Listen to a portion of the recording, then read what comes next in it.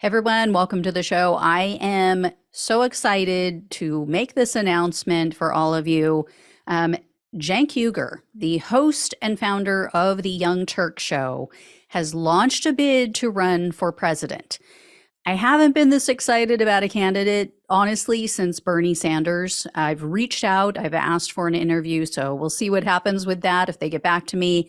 I don't know if my little show here is worth his time at this point, but we'll see. In the meantime, I want to share with all of you why I will be casting my vote in the primary for Cenk. And like I said, the primary. So before you guys go off the rails with this whole, oh, spoiler candidate, and he's gonna tank the election, he's gonna hand it to Trump, blah blah blah. He's running as a Democrat against Biden. So he will be competing against Biden only in the primary. Whoever wins the primary will go on to run against Trump, unless Trump has one too many Big Macs or too many convictions before then. Here's why I'm excited about Cenk's candidacy. He is a strong and very tough progressive. He can win over the working class, which is a group that Democrats are losing en masse. Cenk's platform encompasses the policies and the issues that the majority of the country support. Things like higher wages, paid family leave, public option for medical insurance, ending corruption, things like that. Things that matter to the majority of this country, no matter their political stripe. And he's running because he's convinced that Biden is going to lose. I'll be honest with you guys, I am extremely concerned. It is far too tight of a race for someone like Trump on the other side. As much as I have seen people expressing their disgust with Trump, including some of his former voters, I've also seen and heard 2020 Biden voters doing the same. And when you add Biden's age into the mix and a very politically unpopular vice president, that is a recipe for disaster. So I am very, very worried about this election. It's too important. It is far too important to leave it to chance with a president who currently has a favorability rating in the 30s. No one has ever won with that kind of favorability rating. Now, I know there's a lot of other factors. There's abortion on the table. There's all kinds of things. There's Trump's record, his 90 indictments. So I get it. This is unlike any other presidential race that we've ever had. But it's still too close for comfort. And Cenk makes a really good point that Biden barely eked out a win in 2020. He won by around 44,000 votes over 3 key states. Can he pull that off again is the question. And with the Electoral College advantage that the Republicans hold, a Democratic presidential candidate has to win the popular vote by a minimum of 5% in order to win the presidency. Based on the majority of polls right now, if the election was held today, Trump would win. So I encourage all of you to visit Cenk's site, cenkforamerica.com. Cenk is not spelled with a J like Jack. It is spelled with a C like cat. So it is C like cat, E like Edward, N like Nancy, K like Kate. And if you're unaware of who Cenk is, he used to be on MSNBC. He had an extremely popular show on MSNBC. He was pulling in even a young demographic, but because he told the truth about politicians in both parties, they sidelined him. They put him on a Saturday show. He eventually left. He started his own show on YouTube. He's now built the Young Turks into the largest online news and politics show in the world. They have more than 5.5 million subscribers. That rivals the number of YouTube subscribers of MSNBC, and it receives more monthly views than mainstream media. And now here's the bad thing. Here's what you all need to be aware of up front, what you're going to hear in the media, because Cenk already ran for Congress once, and he was hit from all sides, including by his own party, by the Democratic Party, because Cenk is against corruption.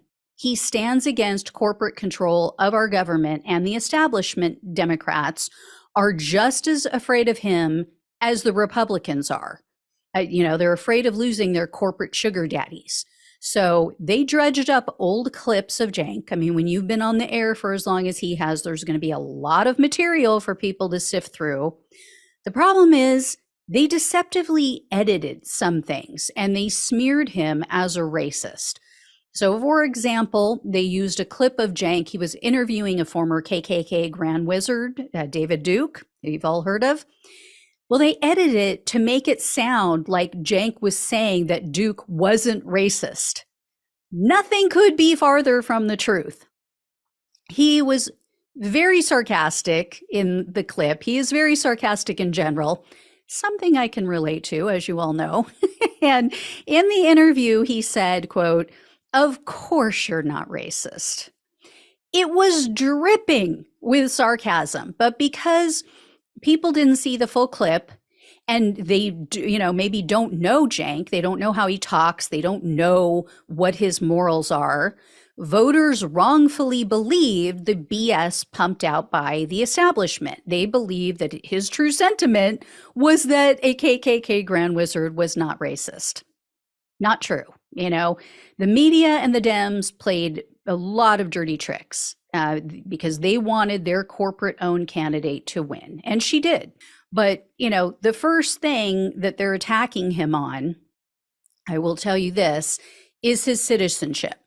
Cenk was born in Turkey, so he's a naturalized citizen. He's also an attorney, and he's reviewed case law, and he believes that he has the right to run.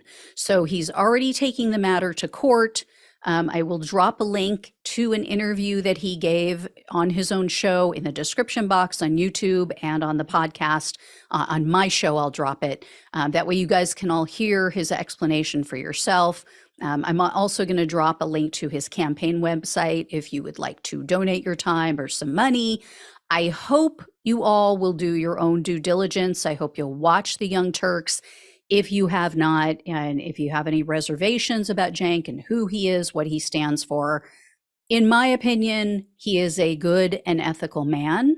And I believe that if we all got behind him, he could win, and he could even peel some working class voters away from Trump. I believe in him if he can get over this hurdle, which he believes there is case law to support his run for the presidency.